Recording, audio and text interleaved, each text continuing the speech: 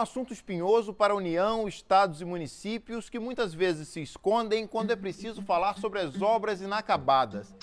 Estima-se que há 22 mil delas espalhadas pelo país.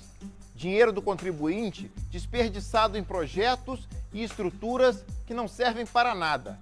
O caminho da reportagem de hoje foi atrás de prazos, respostas, causas, para entender por que há tantos lugares como este pelo Brasil. Ela veio diminuindo a velocidade da obra e rompeu literalmente e abandonou a obra. Chega aqui de noite, ela tem que ficar nesses becos aí escuros porque não tem um lugar para a gente ficar esperando o ônibus. Eu acho isso errado também. Simplesmente porque a empresa não concluiu a obra da ponte. Não terminaram a ponte, a estrada. É apenas o meu dinheiro e o seu dinheiro que está ali perdendo com o tempo. Em todo o Brasil, a história se repete. Muitas obras começam e não ficam prontas. Milhões e até bilhões de reais são investidos e o resultado final é o mesmo. Um rastro de esqueletos de cimento, pessoas que vão da esperança à decepção. A principal resposta que nós recebemos dos gestores é quanto à falta de recurso, de repasse de recursos de convênios federais e estaduais, no caso dos municípios. Mas a gente sabe também que existe um problema muito grande, isso é histórico no Brasil, da falta de planejamento nas obras. Se você interrompe uma estrutura enquanto ela ainda não foi acabada, tudo isso vai comprometer a vida útil da estrutura ao longo do tempo. E se ela ficou paralisada há muito tempo, isso vamos dizer, exige praticamente um reprojeto. Nossa volta ao passado começa em junho de 2006 no município de Missão Velha, interior do Ceará, quando o então presidente Lula descerrou a placa de inauguração das obras da ferrovia Transnordestina, um projeto ambicioso que nunca funcionou. Inicialmente, a previsão era que o empreendimento ficasse pronto em 2010. Então, já estamos em 2017 e não há informações claras sobre qual é a situação, né, em que nível está a execução dessa obra. A concessionária alega que a obra está por volta de 51% de execução, ou seja, estaria pela metade. Pelos planos originais, a ferrovia Transnordestina teria 1.753 quilômetros. Deveria ligar a cidade de Eliseu Martins, no interior do Piauí, ao porto de Pecém, próximo a Fortaleza, no Ceará, e ao porto de Suape, no litoral pernambucano. Os trilhos, que serviriam para escoar a produção agrícola e minérios do sertão nordestino, cortariam 81 municípios, trazendo desenvolvimento para toda a região, mas foram assentados apenas pouco mais de 600 quilômetros de trilhos. Tentar ver o que é que eles podem fazer para poder recuperar e a gente poder entrar no trilho junto com a Transnordestina e voltar a funcionar esse sonho que hoje a gente está vivendo um pesadelo. Era um sonho lá atrás, hoje é um pesadelo. Em junho de 2006, quando começaram as obras, a previsão era que a Transnordestina ficasse pronta até 2010, consumindo um total de 4,5 bilhões de reais.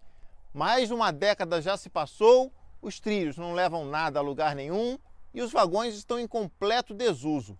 No auge das obras, mais de 10 mil operários estiveram aqui em Salgueiro, na frente de serviço. Agora, não há mais ninguém por aqui e o que se vê são máquinas paradas e um completo descaso com dinheiro público investido. Tanto dinheiro que chamou a atenção do Tribunal de Contas da União em Brasília. Em janeiro de 2017, o TCU decidiu pela suspensão do repasse de recursos para obras da Transnordestina, por entender que havia o risco de danos aos cofres públicos. A proibição ainda vigente impede que BNDES, Valec, uma empresa pública ligada ao Ministério dos Transportes, e os vários fundos de desenvolvimento do Nordeste continuem financiando a ferrovia. O TCU ele detectou que houve essa elevação drástica das estimativas de custo, detectou também uma extrapolação em muitos anos do prazo que tinha sido inicialmente previsto e a quantidade intensa de capital público envolvido nesse empreendimento. Segundo o TCU, desde 2006, a ferrovia já consumiu 6 bilhões e 300 milhões de reais, dos quais 5 bilhões e 100 milhões de reais vieram de recursos públicos. Desse total, o BNDES repassou 788 milhões de reais à empresa Transnordestina Logística S.A., concessionária responsável pela obra e que pertence à Companhia Siderúrgica Nacional. As placas amareladas, quase derrubadas, servem para lembrar a quem passa pela rodovia que aqui tem investimento do governo federal. O TCU, por enquanto, ele está avançando no sentido de avaliar aspectos jurídicos e a participação do governo como sócio financiador deste empreendimento. Em determinado momento, o TCU poderá, avaliar se as obras realizadas correspondem ao que foi de fato aportado nessa empresa concessionária pelos sócios públicos. Nessa ocasião, o TCU pode verificar se houve ou não mau uso de recursos públicos. Em novembro de 2009, como se vê pela marca nos dormentes assentados, a construtora Odebrecht entrou como parceira da concessionária na construção da Transnordestina, abrindo de uma vez 5 novos canteiros de obras, um deles em Salgueiro, município do sertão pernambucano, que seria o entroncamento principal da ferrovia. O pessoal daqui da região, como vivia muito de agricultura, desse tipo de atividade, quando apareceu as empresas aqui, a ferrovia e a transposição do rio, abriu muito emprego, abriu oportunidade de emprego para todo mundo, em todo tipo de área, tanto de operador, de um ajudante ao engenheiro, surgiu... Tinha vaga, exatamente. Hoje nós estamos no trabalho pesado, hoje nós estamos voltando ao velho tempo atrás, o que a gente era de verdade. Nós estamos voltando aos velhos tempos, esquecendo o que teve aqui de riqueza, o que teve de abundância. Agora nós estamos vivendo o momento, a dura realidade, que é voltar ao sertão e voltar ao nosso caminho e tentar desenvolver por aí. A imagem dos tempos de riqueza de Salgueiro estão frescas na memória de todos. Foi em agosto de 2010 que o ex-presidente Lula esteve em Salgueiro, inaugurando o que seria a maior fábrica de dormentes do mundo. Capacidade para produzir 4.800 dormentes de concreto por dia, e investimento inicial de 115 milhões de reais. Não dava para dar vazão a esses dormentes sem a ferrovia. A ferrovia seria o elo para que essa fábrica realmente funcionasse. Em julho de 2012, o Caminhos da Reportagem esteve em Salgueiro. A repórter Catiúcia Neri percorreu os trilhos da Transnordestina, visitou a fábrica de dormentes, entrevistou trabalhadores. Tempos de otimismo. A ferrovia tinha orçamento definido e data para ser inaugurada. O Ministério dos Transportes diz que a obra termina em dezembro de 2014. Hoje, a fábrica de dormentes está fechada. Os 600 funcionários foram demitidos. Pilhas de dormentes com 366 mil peças fabricadas, o suficiente para 220 quilômetros de trajeto, aguardam a retomada da obra. A minha maior preocupação é dessas obras abandonadas. É você ver tudo aí entregue às baratas, tudo abandonado. Você começa a ver tudo se desgastar. Você começa a ver equipamentos jogados por aí. Como é que vai ser o futuro disso? E para recomeçar isso, para poder recuperar essas máquinas, quantos vão gastar? Em setembro de 2015, 2 anos depois de a construtora Odebrecht ter abandonado a parceria com a Transnordestina Logística, o trem finalmente andou, mas só durante uma visita da então presidenta Dilma Rousseff ao município de Paulistana, no Piauí. Na ocasião, os dormentes eram assentados nos trilhos, a previsão de conclusão tinha ficado para janeiro de 2017 e o orçamento total saltara para 11 bilhões e 230 milhões de reais. Mas logo em outubro de 2015, tudo parou novamente no Piauí por falta de pagamento da Transnordestina S.A. às empresas terceirizadas. Essas empresas que lá participaram, essas terceirizadas que lá participaram, tiveram, evidentemente, um prejuízo enorme por terem executado o serviço e não ter recebido. Isso traduz de uma forma simples que houve, não é que houve má fé, mas que houve um desvio de dinheiro, faltando assim dinheiro para completar as obras restantes e pagar os terceirizados que lá executaram obras. Se até agora a ferrovia consumiu mais de 6 bilhões de reais e a Transnordestina Logística, que tem a concessão da malha até 2057, afirma já ter construído 52% das obras, então, numa matemática simples, outros 6 bilhões de reais bastariam para concluir a ferrovia, certo? Essa matemática ela tem riscos, porque a obra iniciou num terreno mais plano. Para chegar aos portos, que esse é o objetivo, né, a Transnordestina vai chegar aos portos de Pecém e de Suape, né, Pecém no Ceará e Suape em Pernambuco. Vai precisar agora de um desafio ainda maior, que é o desafio da topografia, das elevações existentes e da interferência urbana no projeto. Então isso vai gerar custos talvez maiores do que aqueles que já aconteceram em razão desses desafios. Mas isso também é uma avaliação a ser feita pela própria agência reguladora. A agência reguladora é a ANTT, Agência Nacional de Transportes Terrestres, que afirmou por meio de nota que está apurando vários descumprimentos contratuais, como atraso na entrega de trechos, não envio dos projetos e orçamentos insuficientes. Tudo isso somado pode levar a multas à concessionária e até a caducidade da concessão. A Transnordestina Logística, sem estipular prazos, diz estar totalmente empenhada no planejamento da retomada das obras de construção da ferrovia assim que possível. Nossa esperança, expectativa é que retome, é que a gente conserte os erros do passado e a gente retome essa obra para trazer desenvolvimento para a nossa região. Todo dia o seu Manuel, pequeno agricultor aqui de Salgueiro, leva boiada para beber água. No meio do caminho que ele percorre, 2 grandes obras inacabadas: os trilhos da inoperante Transnordestina e um canal interrompido da transposição do Rio São Francisco. Mas o negócio está meio devagar. Agora está tudo desempregado aí, né? Mas o que aconteceu, não terminou mais desse negócio da corrupção, né? Ao lado do percurso diário do agricultor, uma grande ponte inacabada. Sem ela, o canal do eixo norte da transposição também não foi concluído. Uma obra parada, esperando pela outra. 6 anos de seca, e a gente pensando que ia ter uma coisa boa e demorando desse jeito, né? A empresa que abandonou a obra Mendes Júnior não conseguiu concluir. Dizendo que Júnior era responsável pela transposição. Pela transposição. Esse trecho que compreende de Terra Nova ao Ceará é da Mendes Júnior, e ela abandonou. Apenas o trecho de Salgueiro é que você pode ver. É uma ponte que não está pronta, é um aqueduto que não está pronto, é algumas reformas que tem que ser feitas no canal, mas é alguma barragem que tem que se concluir alguma coisa, mas a obra é pequena. Nem tão pequena assim, Lindenberg. Uma volta pelo sertão de Pernambuco mostra as máquinas paradas, sem rodas, com pneus furados, a insistente placa de não há vagas, num local onde não há mais trabalho. Nós tínhamos 14 mil empregos logo no começo da transposição. Hoje nós estamos com 7 mil empregos.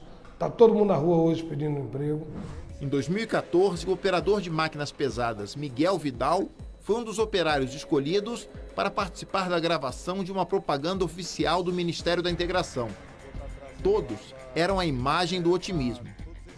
Na verdade, passa um filme, né? Eu imagino quando eu estava trabalhando, os momentos com os amigos. E quando eu vejo parado, eu fico imaginando, será que vai terminar? A transposição do Rio São Francisco, uma obra tão aguardada e que durou mais de 10 anos, já foi até inaugurada, mas ainda não foi totalmente executada.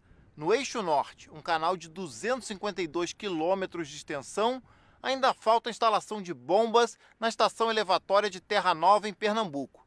Sem elas, não há como a água passar para o outro nível, a barragem de Serra do Livramento. Dessa forma, as águas ainda estão longe de chegar até o Ceará. No município pernambucano de Terra Nova, a água que passa pelo canal da transposição, tão perto do agricultor, não pode ser usada. Nós estamos com os bichinhos morrendo de fome. Não tem direito, se nós tirar essa água aqui e botar uma bomba, um motor, nós vamos presos. O eixo leste da transposição foi inaugurado em março de 2017, após 10 anos de obras. O eixo norte, justamente o que passa por Salgueiro, está com 94% de execução. Segundo o Ministério da Integração Nacional, no mês de abril foi assinado o contrato com o consórcio Ensa-Citom para concluir o serviço interrompido, com valor pactuado de 516 milhões de reais. A previsão é que as águas do Rio São Francisco cheguem ao Ceará até o final de 2017. Prejuízos? Muitos. A transposição do Rio São Francisco extrapolou o orçamento original. Cálculos atuais estimam que toda a obra chegará a 9 bilhões e 600 milhões de reais. E a construtora Mendes Júnior deixou um rastro de dívidas na cidade de Salgueiro. Nós tivemos alguns contatos com a Mendes Júnior, que é uma empresa hoje que ficou devendo a maior parte ao município. E a Mendes Júnior ela diz assim, pede ao Ministério que pague as empresas. Em nota, o Ministério da Integração diz que realizou, por meio de depósitos judiciais, transferências que totalizaram 27 milhões de reais. A iniciativa possibilitou que a Justiça do Trabalho repassasse o montante exclusivamente para a quitação das verbas rescisórias dos ex-funcionários da construtora. Numa cidade marcada por duas grandes obras inacabadas, quase passa despercebido um esqueleto abandonado. A ausência de um Instituto Médico Legal em Salgueiro atormenta tanto os vivos quanto os mortos. A construção está parada há 3 anos. Essa obra é uma obra que iniciou no ano de 2014 e até hoje ela encontra-se nesse estado, encontra-se inacabada. Bem inacabada. Na realidade, eu acho que com 6 a 7 meses ela foi paralisada e a partir daí continuou-se o calvário das famílias, né? Na tentativa de dar uma morte digna aos seus familiares. Então, hoje, o corpo é encaminhado para a cidade de Petrolina, a 250 quilômetros daqui, da cidade de Salgueiro e região, e aí onde começa aquela grande dificuldade, onde ficamos aguardando algo em torno de 24 e até 48 horas para que o corpo seja liberado em Petrolina. A partir do momento que o corpo é liberado na cidade de Petrolina, ele fica à disposição da família. Então, a família é quem tem que procurar uma forma de trazer o corpo de volta. A Secretaria de Defesa Social do Estado de Pernambuco é responsável pela obra, mas não nos informou sequer o custo total previsto, os motivos do abandono e se há previsão para a retomada do IML. Enquanto isso, moradores de Salgueiro, como seu Evaldo, que perdeu um irmão num acidente automobilístico, sofrem ainda mais num momento tão difícil. A mais em conta, menos sofrimento da família e tudo. Foi até Petrolina para liberar lá, tem que ir um da família. 60 mil habitantes apenas. Gente como o Kleber, o Lindenberg, o Miguel e até o prefeito. Todos na mesma torcida. Todos na expectativa de que se destrave tantas obras em Salgueiro. Que poderia ajudar o sertão, o nordestino, seria essas obras. Que poderia mudar o cenário, a cara do Nordeste. A transposição e a transnordestina.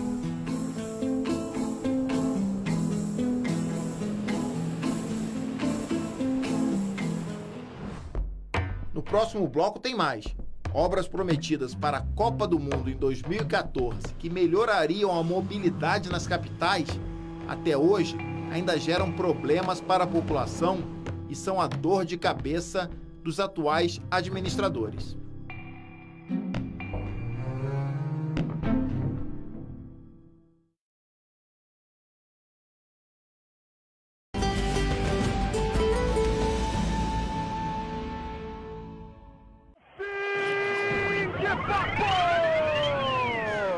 O Brasil está fora da decisão! Toma uma goleada histórica da Alemanha! 7-1 para a Alemanha no Mineirão, se despede melancolicamente o Brasil. Vai disputar... A goleada para a Alemanha é o momento mais lembrado da Copa do Mundo. Mas para vários brasileiros, os efeitos de 2014 não passaram até hoje. Obras prometidas para o Mundial se arrastam em diversos estados. Em 2007, nós já sabíamos que em 2014 nós iríamos sediar a Copa do Mundo. Portanto, nada se fez. Quando chegou 2011, olha, agora nós vamos ter que fazer as obras necessárias. Aí então, devido ao tempo, esqueceu-se do sistema licitatório e todas essas obras foram então licitadas através do sistema diferenciado de contratação. A apenas 7 quilômetros do Mineirão, no bairro de São Gabriel, em Belo Horizonte, a construção de uma nova rodoviária interestadual deveria ter começado em julho de 2012. O empreendimento era para ser entregue no primeiro semestre de 2014, mas o que se vê é só terraplanagem. E que rodoviária aqui vai demorar pelo menos 10 a 20 anos ainda, né?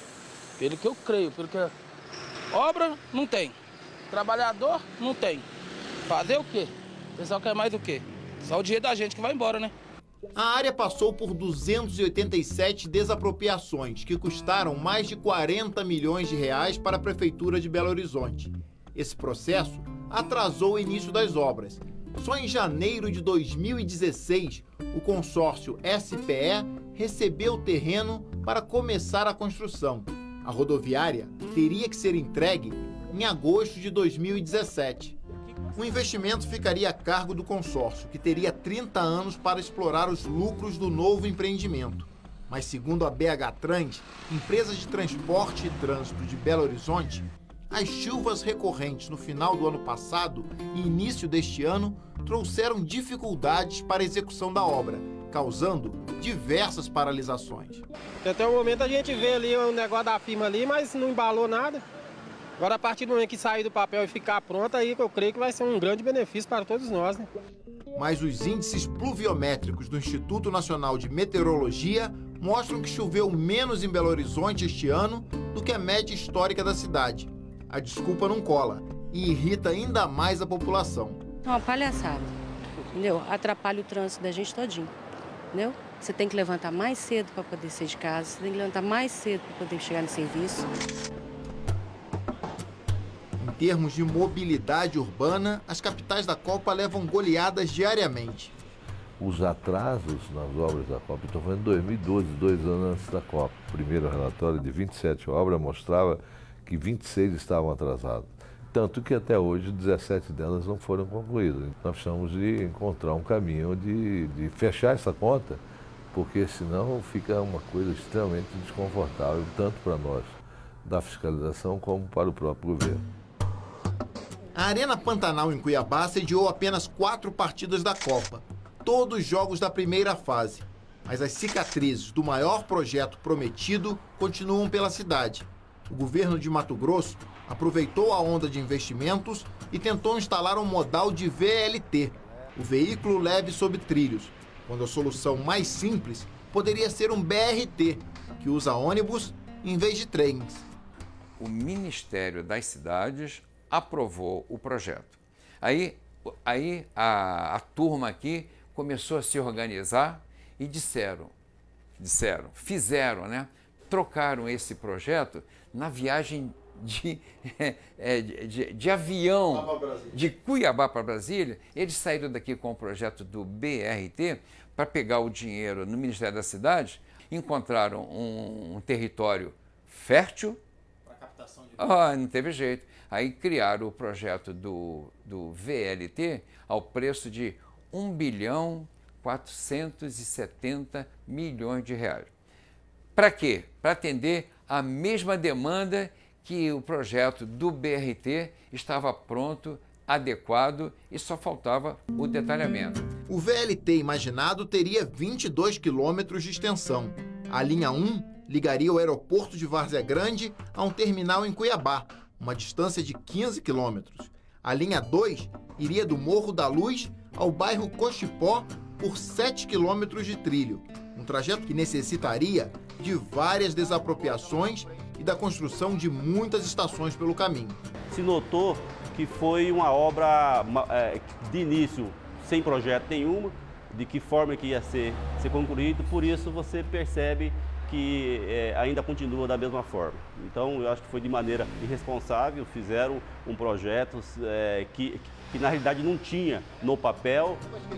O comerciante Márcio Ney tem uma loja na Avenida da FEB, no município de Várzea Grande. Justamente o primeiro lugar por onde começaram a instalar os trilhos do VLT. O novo modal de transportes trouxe prejuízos para quem trabalha por ali. Eu tive que, na época, gastar, mandar rebaixar, fazer calçada e tudo mais, mas na expectativa que tudo isso viesse a melhorar em seguida. E essa obra de 2011 para cá, ela ficou da forma que vocês estão vendo ali, inacabada, né? Sem nenhuma resposta por parte do governo de um projeto da avenida, de que época seria o término dela. Nas inúmeras frentes de trabalho da Arena Pantanal e do corredor do VLT, veículo leve sob trilhos, o ritmo de trabalho está comprometido. O que está em jogo neste momento é o cronograma das obras. De cima é possível ver por onde passaria a linha do VLT pelo centro de Cuiabá. De perto, a ação da ferrugem nos trilhos já assentados é evidente. E pensar que de toda a linha planejada, o trajeto construído não chegou sequer até o rio Cuiabá, que separa o município de Várzea Grande da capital do Mato Grosso. A obra parada é que custa muito caro, ela está... a abrasão do tempo está judiando de tudo que foi feito já. Então, você, para reiniciar uma obra dessa, você tem que voltar lá atrás, você não pega ela no ponto que ficou. Você volta muito para trás para você chegar no ponto que ficou e seguir adiante. Curiosamente, todos os 40 vagões foram comprados com grande antecedência, numa operação que custou 498 milhões de reais para os cofres públicos. A tecnologia de comunicação embarcada, podemos dizer que ela é aproximadamente a mesma do teu smart. E que a cada 2 anos, teu smart está velho, você troca. O que é que nós vamos fazer com essa tecnologia embarcada nesses veículos que foram fabricados, foram montados e fabricados em 2011 e 2012 e estão há 4 anos aí ao tempo. Todos os sistemas de engrenagem estão perdidos.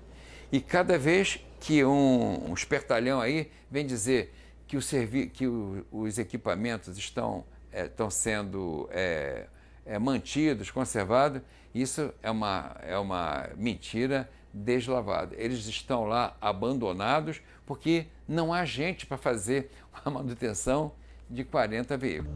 Os vagões estão estacionados num pátio em Várzea Grande, próximo ao aeroporto. A demanda por transporte público em Cuiabá vem caindo. Nos ônibus urbanos, entram 160 mil pessoas por dia. O projeto do VLT ficou grande demais para uma cidade com apenas 585 mil habitantes. A empresa contratada pelo governo do estado para fazer essa auditoria chegou à conclusão de que os 40 trens comprados não são necessários. Por quê? Porque a demanda está descendo cada vez mais. É necessário só quantos? Pelo que eles fizeram, parece que são 32. Pode pegar 8 e vender, que não vai ser necessário.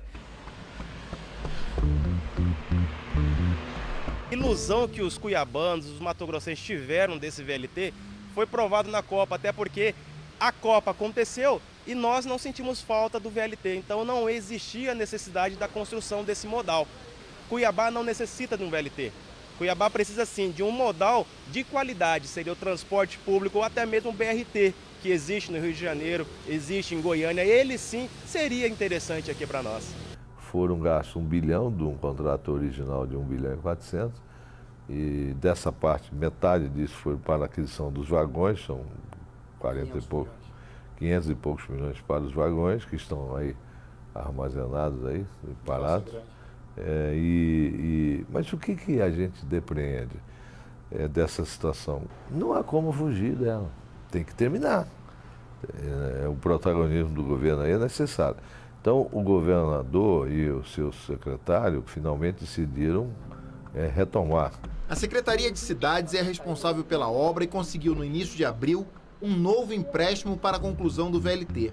O consórcio responsável pedia mais de 1 bilhão para terminar a implantação do modal. O estado do Mato Grosso oferecia um aporte de 922 milhões de reais, sendo que 600 milhões foram obtidos junto à Caixa Econômica Federal. A expectativa é de mais 2 anos de trabalho até que os trens, hoje inúteis, comecem a circular pelos trilhos. Não tem jeito, professor. Vamos ter que levar essa obra até o final. Ok, boa sorte, governador, mas o senhor vai sofrer, nós vamos pagar um preço caro, porque essa obra, depois de pronta, ela não vai ser operacional, porque não haverá como manter um sistema tão caro, tão sofisticado, funcionando. Você tem um bom transporte, você reduz o veículo. Agora, Cuiabá é uma cidade que nós temos aí com temperaturas aí de 40, 45 graus. Se nós não tivermos um bom transporte público, as pessoas não vão, vai vir com o seu carro. E normalmente, se olha nos carros, tem uma pessoa só dirigindo o carro. Então, não existe. O transporte urbano de massa, ele tem que ser bom para que todo mundo venha por ele. É muito mais barato vir de ônibus, é muito mais barato vir de VLT.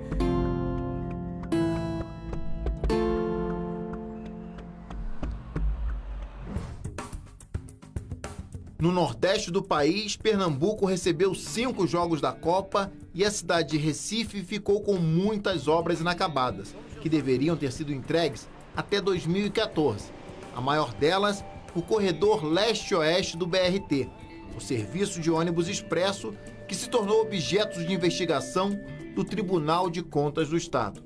As responsabilizações são distribuídas, quer dizer, cada gestor que cometeu um ato lesivo ao erário, ele é responsabilizado, tem que ser responsabilizado. E o trabalho do tribunal é exatamente encontrar quais foram os atos que chegaram a esse ponto, que fizeram chegar a esse ponto, para distribuir essa responsabilidade. Mas pode ser ter responsabilidade no gestor anterior como no atual. Uma pesquisa da Confederação Nacional dos Transportes entre 174 cidades ao redor do mundo apontou Recife como a 8ª pior no número de congestionamentos. Uma viagem que levaria apenas 1 hora, aqui pode chegar a 1 hora e 45 minutos, um acréscimo de 75% no final da tarde. Por isso, os corredores expressos de BRT eram fundamentais, mas a obra ficou paralisada entre 2014 e 2017. Eu acho muito devagar esse sistema no BRT. Aqui na Conde da Boa Vista tem umas paradas que não funcionam. Faz tempo que era para ter terminado e até agora nada, né? Diferente da cilada em que Cuiabá se envolveu com os trens, o governo do estado de Pernambuco optou pelo sistema BRT de ônibus, bem mais barato.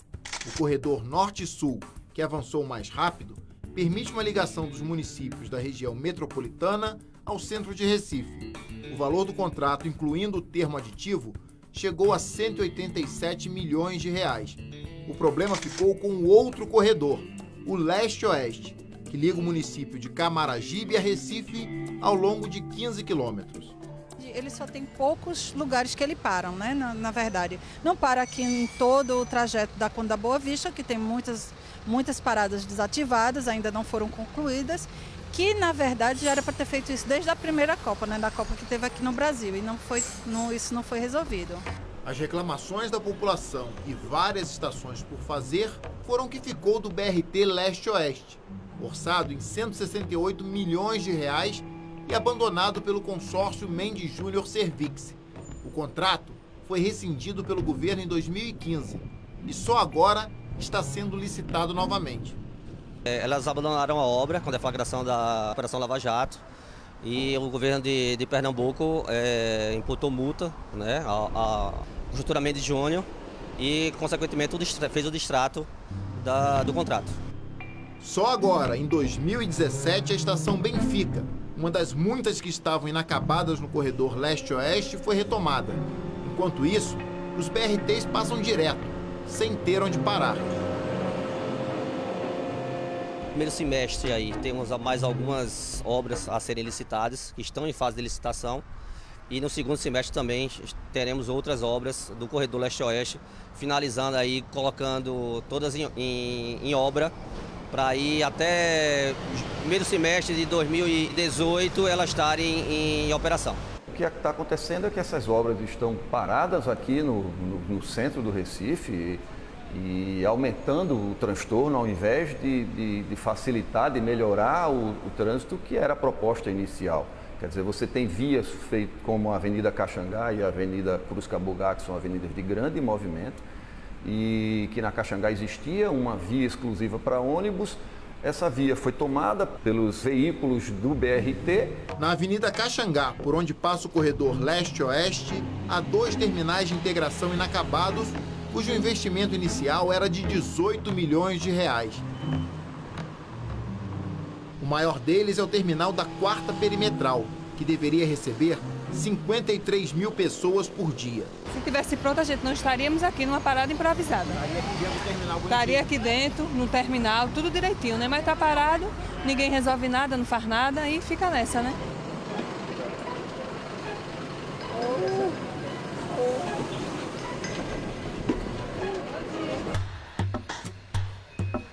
Embarcamos no BRT Leste-Oeste, indo em direção à estação Guararapes, no centro de Recife. Quando o BRT está no corredor expresso, tudo vai bem. O problema é que à medida que se aproxima do ponto final, o BRT se torna um ônibus comum, aproveitando as ruas já existentes e passando pelas pontes que cortam os canais do Recife Antigo. O gerente das obras diz que isso vai ser resolvido. O sistema de BRT, ele contempla a segregação do corredor. E aí sim, quando ele estiver totalmente implantado, 100% implantado, e aí nós teremos uma via de fato exclusiva para o BRT.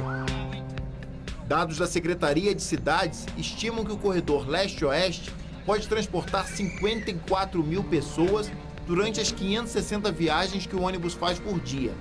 Uma dessas passageiras é a Mônica, que embarcou na estação BR-101 e saltou na estação final de Guararapes.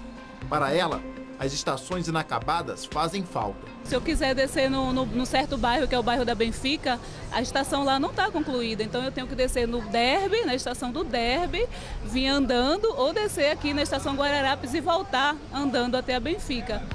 Mais do que qualquer engenheiro, quem pega o transporte público todo dia se torna rapidamente um especialista em mobilidade urbana. Precisava sim dar uma acelerada para poder atender melhor a população que assim depende muito do transporte público, né? E assim para evitar também congestionamento, engarrafamento. A gente hoje que vive com uma vida tão corrida e que precisa de uma linha assim expressa, que o transporte fosse um pouquinho mais rápido.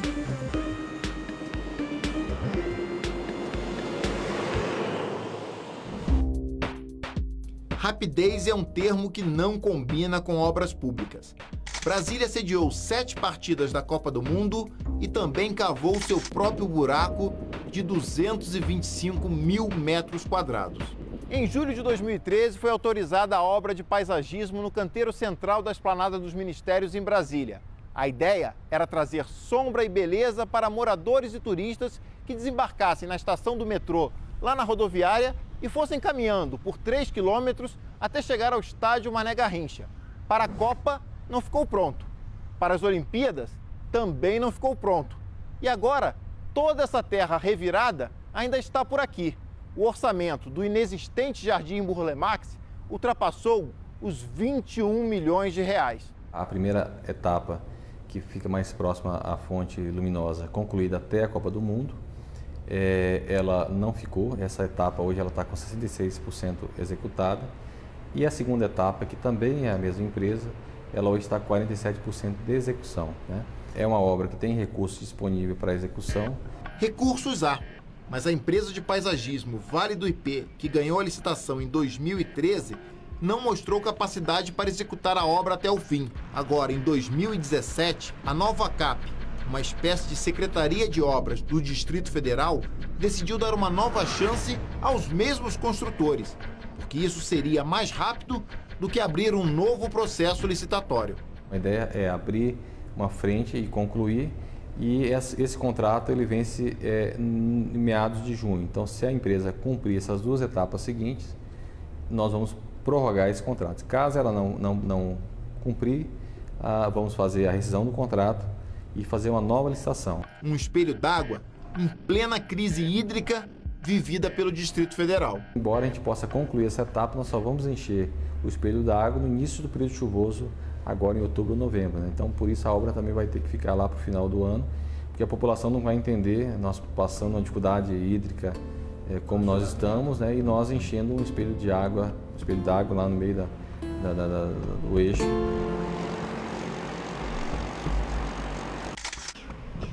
No próximo bloco, unidades básicas de saúde e hospitais que deveriam ter sido concluídos há anos continuam com as paredes no concreto totalmente vazios, frustrando quem acreditava que teria um atendimento próximo de casa.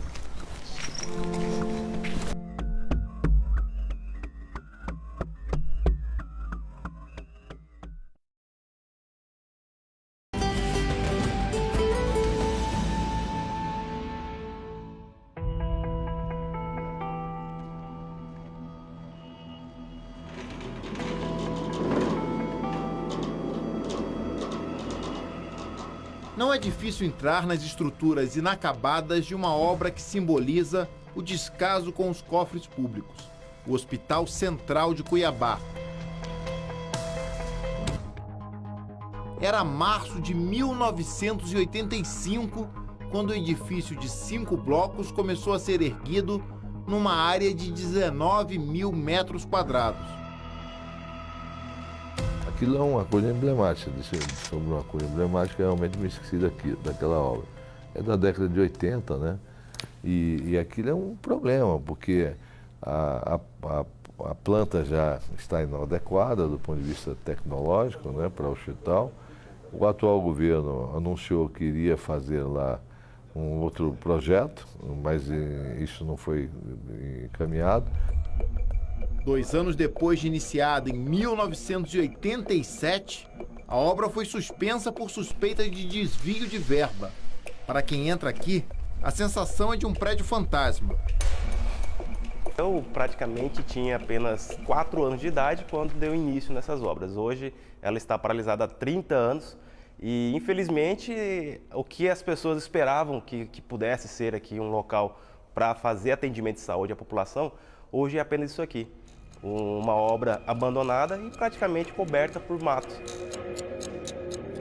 O atual governo de Mato Grosso lançou a ideia de tentar utilizar o esqueleto do antigo hospital para a criação da Cidade da Saúde. Até agora, nada foi à frente. Nós viemos aqui justamente na época do lançamento dessa obra dele. Ah, sim. Que foi exatamente quando ele pediu, ele disse que iria fazer a retomada e que iria funcionar aqui sim a Cidade da Saúde. Valores não? Não, tanto é que a placa hoje ali ela não especifica nenhum valor, apenas a intenção de fazer com que isso aqui fosse a Cidade da Saúde.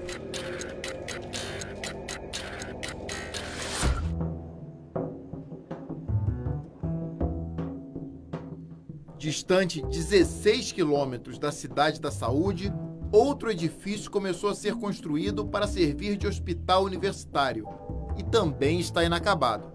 Toda essa estrutura, que está inclusive alagada, representa o futuro Hospital Universitário Júlio Miller, em Cuiabá. As obras foram paralisadas em meados de 2015 porque o consórcio trabalhava com apenas 15 operários. Nesse ritmo lentíssimo, só ficaria pronto depois de 2045. Agora, sem operários nenhum, não há nenhuma previsão de inauguração. Na verdade, a construtora rompeu o contrato, foi um rompimento unilateral de contrato, onde a construtora abandonou a obra. É uma obra que já foi feita a parte de infraestrutura, base, falta a parte de drenagem ali, então parece ser alagado, mas é um problema de drenagem, né, que ainda não foi feito. A luva do operário deixada para trás, o carrinho de mão revirado, a placa que dava como prazo de execução 720 dias ao custo de 116 milhões de reais, sinais claros de que, diferentemente do que mostra a propaganda oficial na rodovia que dá acesso ao futuro Hospital Júlio Miller, a obra aqui nunca anda rápido. O hospital está a 13 quilômetros aqui nessa rodovia e lá é entroncamento de várias BRs. Então ele receberia pacientes de todas essas regiões do entorno de Cuiabá, que fazem limite com Cuiabá. Então é uma região estrategicamente importante. A Universidade Federal do Mato Grosso, com verbas do Ministério da Educação, fez sua parte. Ergueu um novo prédio para abrigar a Faculdade de Medicina ao preço de 22 milhões de reais.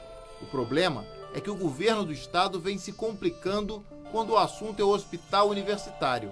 a apenas 9% de execução e um montante de 10 milhões e meio de reais já gastos. A UFMT já terminou a unidade de saúde, que é o prédio onde ficará a faculdade de medicina, né? E esse prédio ele está concluído, já está com ar-condicionado, inclusive, instalado. Em relação ao hospital, né, que é a obra inacabada, é de competência do governo do estado de Mato Grosso. Então, o governo do estado de Mato Grosso já se comprometeu, né, em fazer essa licitação. Foi apresentado um cronograma, mas esse cronograma, que era para ter começado agora em abril para maio, ele já não vai se concretizar, né, porque a licitação ainda nem começou. Se o governo do estado de Mato Grosso tem 2 gigantescos esqueletos para transformar em hospitais, a Prefeitura de Cuiabá, responsável pelas unidades básicas, também tem suas obrigações com a saúde. Um relatório da Prefeitura de Cuiabá mostrou que existem 260 obras públicas inacabadas na capital do Mato Grosso. Destas, 63 são da área de saúde, como esta unidade básica no Jardim Passaredo, um bairro da região sul de Cuiabá, que custou aproximadamente R$ 800 mil. Cuiabá foi sede de obras da Copa, né? Com isso, as empresas de construção civil ficaram focadas nessas áreas, tanto na área privada como também nas obras do setor público. Então, as chamadas obras pequenas, que seriam as obras da saúde, não tiveram a mesma importância na conjuntura das obras gerais. Então, com isso, elas ficaram em segundo e terceiro plano, né? Veio o período eleitoral, não se deu continuidade também.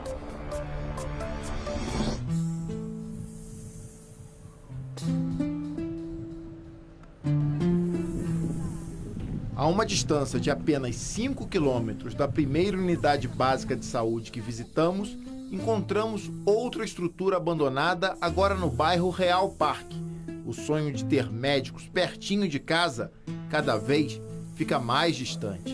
E o que a gente vê hoje, assim, o que a população sente, um lugar que era para estar acolhendo quem necessita de um atendimento de saúde, hoje é um risco para a comunidade, porque a gente tem incidência de caramujo, de mosquito da dengue, pessoas que entram aqui para fazer uso de drogas, né? Coisas ilícitas. Né? Sim, ficou um esconderijo. Então, assim, o que era para estar dando saúde à população, caiu no descaso, né?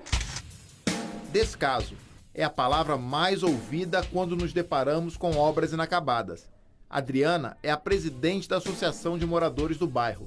Pode apenas pressionar o poder público atrás de prazos, atrás de respostas. Os nossos moradores hoje eles se encontram desacreditados, né?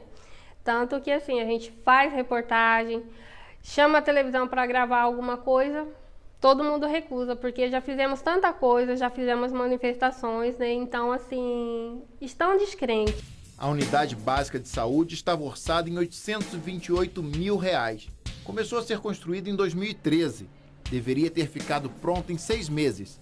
Dona Cícera, que mora bem em frente, numa rua que até hoje ainda espera pelo asfalto, cobra um posicionamento da Prefeitura de Cuiabá.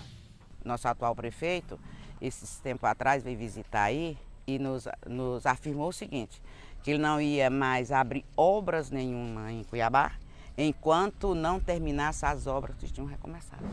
Fomos obter respostas na Secretaria de Saúde da Prefeitura. Há até um mapa sinalizando onde estão todas as obras inacabadas. As empresas que abandonaram os empreendimentos serão notificadas e novas licitações serão abertas. Tirando a parte dos recursos federais que a gente somou em relação às UBS, em torno de 20 milhões, nós estimamos que por conta dessa depreciação do recurso no tempo de 4 anos, a contrapartida do município hoje para concluir essas obras paralisadas, para construir as novas unidades básicas de saúde, que, por exemplo, na época estava orçada em 900 mil, hoje ela já está em 1,4 milhão. Cada uma delas? Exatamente. É 1 milhão e 200, 1 milhão e 400, né? Então, nós estimamos que vamos ter aí a necessidade de um aporte de recursos na ordem de 9 milhões para que a gente possa concluir essas obras, né? Até o final do ano, que é o prazo que nós conseguimos de aditivo. No país inteiro, as obras inacabadas se repetem. Ou essa Praça dos Esportes e da Cultura que foi deixada para trás em Cuiabá não é o mesmo projeto que encontramos abandonado no município de Planaltina, cidade de 88 mil habitantes no interior goiano. Pertencente ao Programa de Aceleração do Crescimento PAC 2, as quadras e pistas de skate recebiam recursos federais, mas deixaram as crianças na mão. Eu estaria jogando futebol ou basquete. Seria legal, né? É, legal, porque é os esportes que eu mais gosto. Planaltina de Goiás coleciona obras paralisadas e moradores insatisfeitos. No bairro Jardim Paquetá, um dos mais carentes da cidade, conversamos com Fátima. A diarista tem uma queixa que já vimos antes. Uma unidade de pronto atendimento devorada pelo mato alto. Nunca funcionou, falou que ia inaugurar final do ano passado e nada. E você vê o jeito que tá. Cheio de mato. Tomou, né? Mato, só não quebra os vidros porque tem segurança aí olhando, senão já tá tudo quebrado de novo. Rapaz, já tem vai para uns 2, 3 anos já que isso daí tá parado. Ficou a obra, não tem nada lá dentro? Nada, não tem nada. Só promete que vão arrumar, reformar, inaugurar, até agora nada. Sem funcionar, a UPA sofreu com a ação dos vândalos e dos ladrões. Roubaram toda a fiação elétrica da unidade. Prejuízo para a prefeitura, que terá que arcar com novos gastos. Foi construída novinha, não funcionou. Depois foi feita uma reforma. Essa reforma com verba suplementar. E não foi colocada para funcionar mais uma vez. Inaugurada foi, mas não funcionou nunca. E depois disso, agora recentemente, o ano passado, houve ainda um roubo dentro da nossa UPA de toda a fiação elétrica e de uma depredação também da estrutura. O prefeito de Planaltina de Goiás assume que não pode dar prazos para inaugurar a UPA. O município está no vermelho. Não sobra para as obras. Dos 246 municípios do estado, hoje Planaltina é que mais onera a sua folha de pagamento com o orçamento, né, em mais de 90%, fazendo com que tudo que a gente receba, a gente gaste em folha de pagamento. Sem dinheiro até para pagar as construtoras, diariamente chegam cobranças judiciais na mesa do prefeito. Essa é de uma creche inacabada que deveria ter sido inaugurada em dezembro do ano passado, ao custo de R$ 358 mil. A obra ela não está acabada ainda, mas segundo o construtor, nós estamos mandando uma auditoria lá, mas segundo o construtor falta aí 20%, 10% a 20% da construção. Mas não foi pago praticamente nada ainda. Antes mesmo da auditoria ir até a creche, nossa reportagem foi até lá. O vigia abriu o portão para mostrar o quanto já tinha sido executado, mas sem poder gravar entrevistas. Falta realmente muito pouco para a Planaltina ter uma nova creche.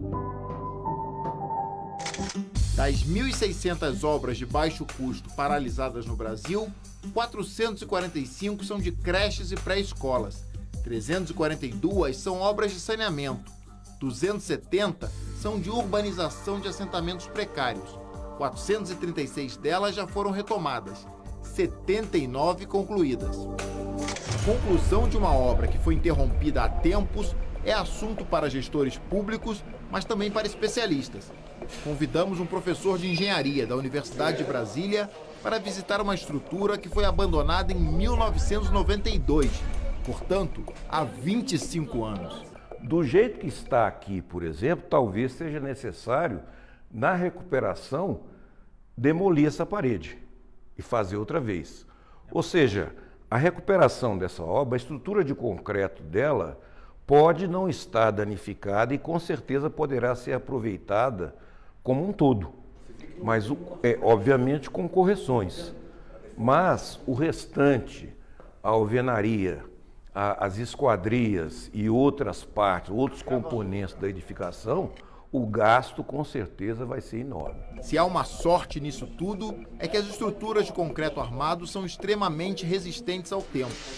Por outro lado, quando se interrompe uma obra, os prejuízos são inevitáveis. Isso aqui é uma obra plenamente recuperável. É uma obra simples. Isso aqui, o projeto de recuperação não seria um projeto muito complexo. Agora, teria que, obviamente, o custo de ter ficado tanto tempo parado. Talvez a fórmula para alcançar o tão sonhado fim das obras seja apenas seguir a recomendação da dona Cícera lá de Cuiabá, que até hoje espera pelo asfalto e pela unidade básica de saúde. A partir do momento que você se dispõe a ser prefeito e é eleito e tem uma ligação com a comunidade, eu acho que a única coisa que precisa é apenas uma palavra: respeito. Respeitar os seus eleitores. Porque se fica inacabadas, é um desperdício, é dinheiro jogado fora. Mas pior é não concluir para poder ser útil em alguma coisa que foi proposta.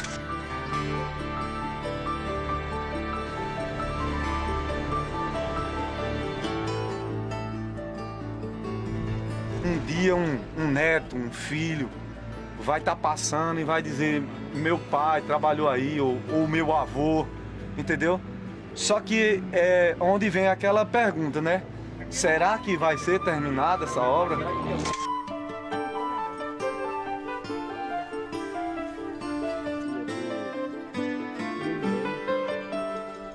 Eu quero acreditar.